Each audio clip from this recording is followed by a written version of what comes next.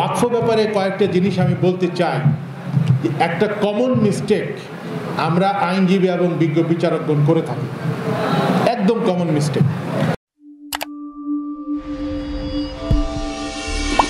Section 47 যার অধীনে ওয়াকফ enrolment হয়ে থাকে অফ দি ওয়াকফ অর্ডিন্যান্স 1962, এটা যদি আপনি ভালো করে পড়ে দেখেন সেখানে 9টা উপধারা আছে। 9টি উপধারার একটি উপধারাতে মুতাওয়াল্লি অ্যাপয়েন্টমেন্ট করার ক্ষমতা নেই।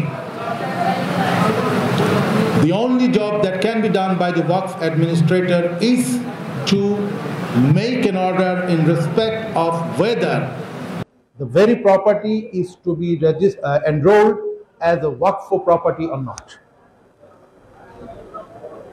এর বাইরে একটি বাড়তি আদেশ দেওয়ার ক্ষমতা তার নাই।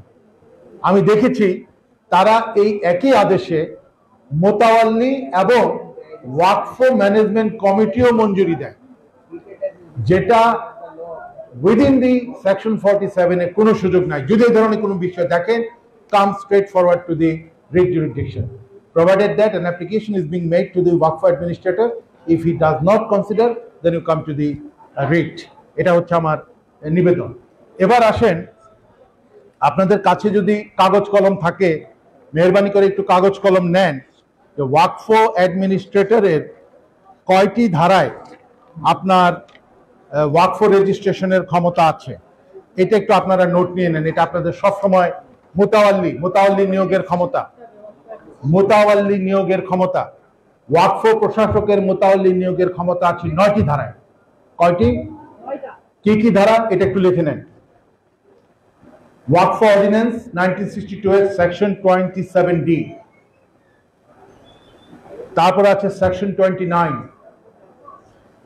তারপর আছে সেকশন 32 সাবসেকশন 4, তারপর আছে সেকশন 34 সাবসেকশন 4, তারপর আছে সেকশন 39, তারপর আছে সেকশন 43, সেকশন 44, তারপরে আছে সেকশন 51, তারপরে আছে সেকশন 62, 32 তৎসহ 32(4). সবাই লিখতে পেরেছেন?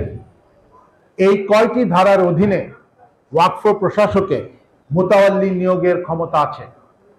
তার মধ্যে সেকশন 34 সাবসেকশন 4 এবং সেকশন 43 তে অফিসিয়াল মুতাওয়াল্লি নিয়োগের বিধান আছে।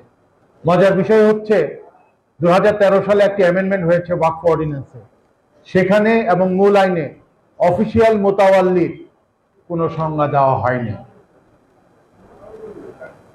আমি ধরে নিচ্ছি যেহেতু তিনি মহামান্য ওয়াকফ অ্যাডমিনিস্ট্রেটর কর্তৃক নিয়োগপ্রাপ্ত, সেহেতু তিনি ওয়াকফ মুতাওয়াল্লি।